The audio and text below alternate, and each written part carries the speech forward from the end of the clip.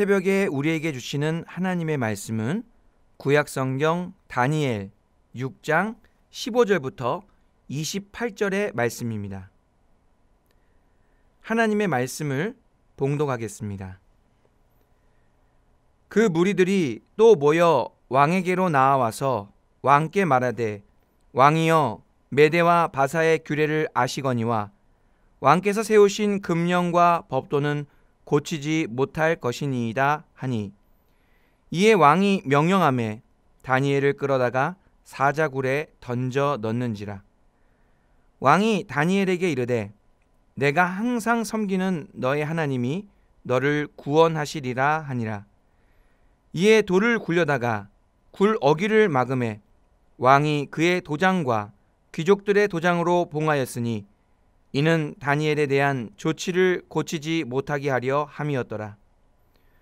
왕이 궁에 돌아가서는 밤이 새도록 금식하고 그 앞에 오락을 그치고 잠자기를 마다하니라. 이튿날에 왕이 새벽에 일어나 급히 사자굴로 가서 다니엘이 든 굴에 가까이 이르러서 슬피 소리질러 다니엘에게 묻되, 살아계시는 하나님의 종 다니엘아, 내가 항상 섬기는 내 하나님이 사자들에게서 능히 너를 구원하셨느냐 하니라. 다니엘이 왕에게 아뢰되, 왕이여, 원하건대 왕은 만수무강하옵소서. 나의 하나님이 이미 그의 천사를 보내어 사자들의 입을 봉하셨으므로 사자들이 나를 상해하지 못하였사오니, 이는 나의 무죄함이 그 앞에 명백함이오며, 또 왕이여, 나는 왕에게도 해를 끼치지 아니하였나이다 하니라. 왕이 심히 기뻐서 명하여 다니엘을 굴에서 올리라 하매, 그들이 다니엘을 굴에서 올린즉 그의 몸이 조금도 상하지 아니하였으니, 이는 그가 자기의 하나님을 믿음이었더라. 왕이 말하여 다니엘을 참소한 사람들을 끌어오게 하고 그들을 그들의 처자들과 함께 사자굴에 던져 넣게 하였더니, 그들이 굴 바닥에 닿기도 전에 사자들이 곧 그들을 움켜서 그 뼈까지도 부서뜨렸더라. 이에 다리오 왕이 온 땅에 있는 모든 백성과 나라들과 언어가 다른 모든 사람들에게 조서를 내려 이르되, 원하건대 너희에게 큰 평강이 있을지어다. 내가 이제 조서를 내리노라. 내 나라 관할 아래에 있는 사람들은 다 다니엘의 하나님 앞에서 떨며 두려워할지니, 그는 살아계시는 하나님이시요 영원히 변하지 않으실 이시며, 그의 나라는 멸망하지 아니할 것이요 그의 권세는 무궁할 것이며, 그는 구원도 하시며 건져내기도 하시며 하늘에서든지 땅에서든지 이적과 기사를 행하시는 이로써 다니엘을 구원하여 사자의 입에서 벗어나게 하셨음이라 하였더라. 이 다니엘이 다리오 왕의 시대와 바사 사람 고레스 왕의 시대에 형통하였더라. 아멘. 오늘은 사자굴에서 이루어지는 하나님의 통치라는 제목으로 하나님의 말씀 전하고자 합니다. 다니엘이라는 이름은 히브리어로 단과 엘이 합쳐진 말입니다. 단이라는 말은 심판자, 판결이라는 의미를 가지고 있습니다. 그리고 엘은 하나님을 나타냅니다. 그래서 다니엘 하면 하나님께서 심판하신다, 하나님은 나의 재판장이시다라는 뜻입니다. 다니엘서에서는 바벨론의 여러 왕들과 많은 지혜자들이 나옵니다. 또한 진정한 왕이신 하나님과 다니엘 그리고 세 친구들이 나옵니다. 이렇게 대비되는 등장인물들 속에서 여러 가지 사건들이 생깁니다. 하나님께서는 그 가운데서 우상 숭배를 심판하시고 어떤 사건의 옳고 그름을 판결하십니다. 심판과 판결은 아무나 할 수 있는 것이 아닙니다. 오직 통치하시고 다스리시는 주권자만 심판하고 판결할 수 있습니다. 그러므로 다니엘서의 여러 사건들은 하나님의 심판과 판결을 통해 하나님의 통치, 하나님의 다스림을 나타낸다고 할 수 있습니다. 오늘 말씀도 그러한 내용 중 하나입니다. 이스라엘 백성들은 우상 숭배에 빠져서 예루살렘의 무너짐을 경험하고 바벨론 포로가 되었습니다. 그래서 하나님께서는 이 바벨론 포로 기간을 통하여 이스라엘 백성에게 하나님만이 완전한 심판자, 또한 진정한 구원자이면서 진정한 통치자라는 것을 철저하게 교육하셨습니다. 바벨론 포로기 이후에 이스라엘 백성은 하나님 앞에서 우상은 아무것도 아니라는 것을 절실히 깨달았습니다. 바벨론이라는 세계 최강국에 살면서 수많은 사건들을 통해 살아계신 하나님의 통치하심을 경험했기 때문입니다. 오늘 본문의 사자굴 사건에는 처음과 끝에 두 개의 조서가 나옵니다. 첫 번째 조서는 7절에 나옵니다. 30일 동안에는 왕 외의 어떤 신에게나 사람에게 무엇을 구하면 사자굴에 던져 넣기로 한 조서입니다. 하나님께 기도하지 못하게 하는 것은 하나님을 경외하고 경배하는 것을 막는 조서입니다. 그런데 26절에 등장하는 두 번째 조서는 다니엘의 살아계시는 하나님 앞에서 떨며 두려워하라는 조서입니다. 이는 하나님만을 경외하고 경배하라는 조서입니다. 오늘 본문은 두 개의 조서가 왜 이렇게 상반되게 되었는지를 말씀하고 있습니다. 충성되어 아무 그릇됨도 없고 아무 허물도 없는 다니엘은 사자굴에 던져 넣는다는 조서의 내용을 알고도 전에 하던 대로 예루살렘을 향한 창문을 열고 하루 3번씩 무릎을 꿇어 하나님께 감사 기도를 드렸습니다. 다니엘이 왕 외의 신에게 기도하는 모습이 다니엘을 시기 질투하는 무리들에게 발각되었고 다니엘은 어쩔 수 없이 사자굴에 던져지게 됩니다. 다리오 왕은 안타깝지만 어쩔 수 없이 다니엘을 사자굴에 던져 넣으라고 명령합니다. 그러면서 16절에 보니까 다니엘에게 내가 항상 섬기는 너희 하나님이 너를 구원하실 것이다 라고 말합니다.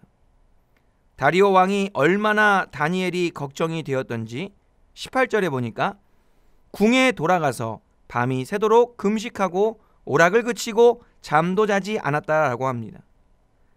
다리오 왕은 밤을 새고 새벽에 급히 사자굴로 가서 다니엘을 확인하고자 했습니다.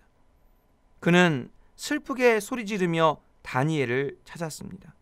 그때 다니엘이 응답합니다. 21절 22절의 말씀입니다. 다니엘이 왕에게 아뢰되 왕이여 원하건대 왕은 만수무강하옵소서. 나의 하나님이 이미 그의 천사를 보내어 사자들의 입을 봉하셨으므로 사자들이 나를 상해하지 못하였사오니 이는 나의 무죄함이 그 앞에 명백함이오며 또 왕이여 나는 왕에게도 해를 끼치지 아니하였나이다 하니라. 다리오 왕은 기쁘게 다니엘을 굴에서 끌어올린 뒤 다니엘을 참소한 사람들을 그들의 처자식들과 함께 사자굴에 던져 넣었습니다. 24절 후반부에 보니까 그들이 굴 바닥에 닿기도 전에 사자들이 그 뼈까지도 부서뜨렸다라는 것은 사자들의 입이 봉하여졌던 것이 하나님의 역사였다는 것을 증명하는 것입니다. 다리오 왕은 이 일이 있은 후 자신의 제국에 있는 모든 사람들에게 조서를 내리게 되는데 아까 말씀드렸던 26절에 두 번째 조서로서 하나님만을 경외하고 경배하라는 조서를 내립니다. 하나님께서 직접 온 땅의 사람들에게 자신을 경외하고 경배하라고 하신 것이 아니라 세우신 다리오 왕을 통하여 온 땅의 사람들이 하나님만을 경외하고 경배하게 하셨습니다. 이 일은 바로 사자굴 속에서 이루어진 하나님의 통치로 말미암은 일이었습니다.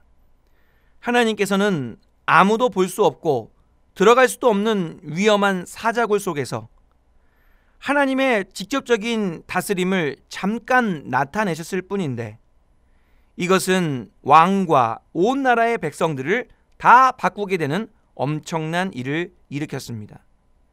이것이 바로 사자굴 속에서 이루어진 하나님의 통치입니다.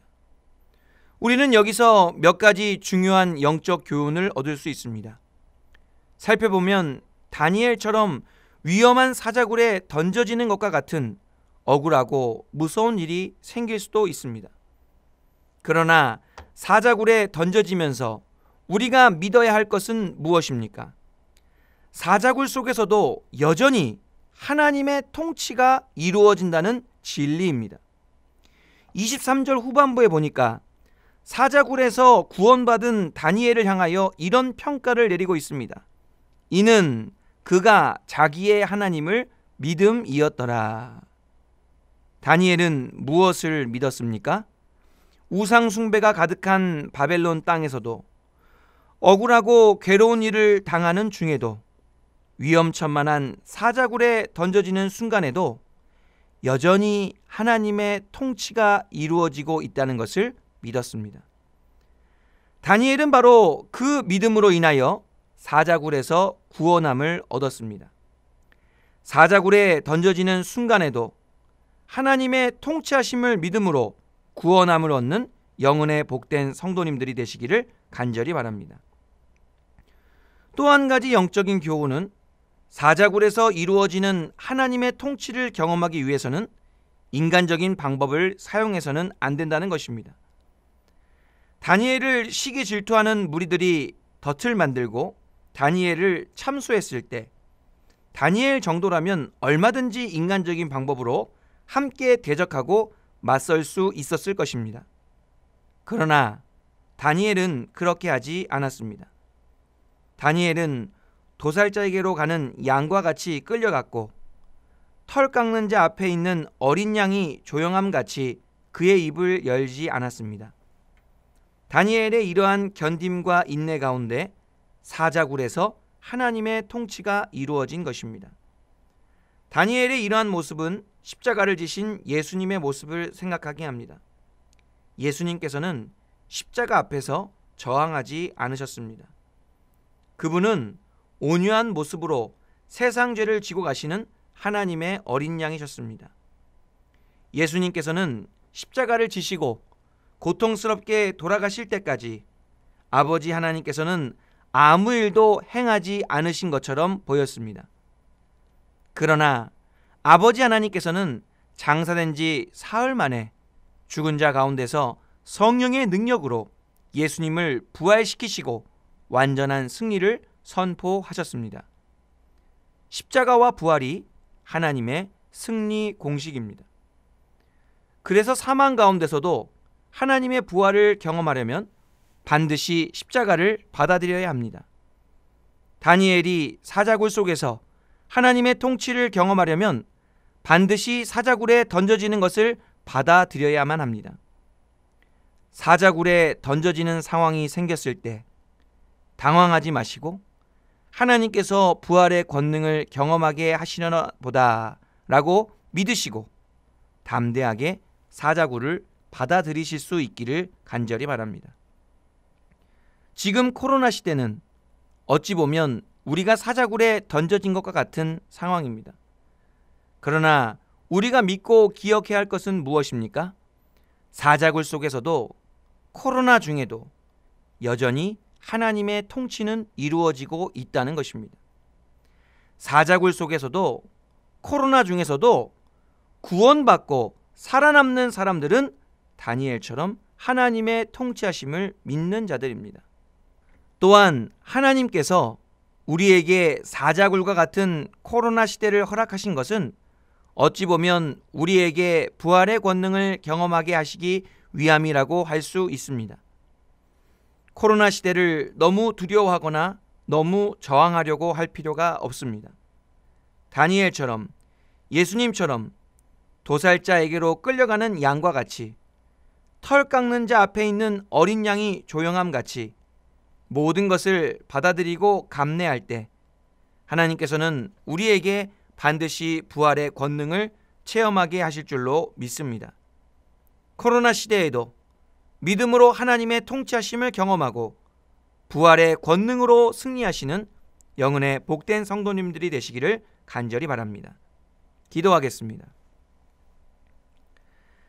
사자굴 속에서도 역사하시는 하나님 아버지 감사를 드립니다.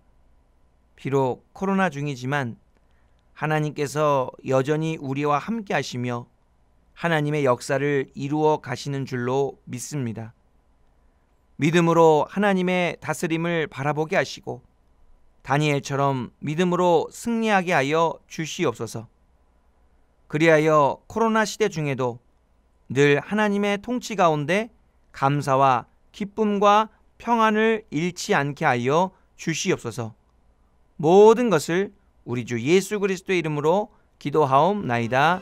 아멘. 생명의 말씀으로 나를 채우사 주의 길 예비케 하소서.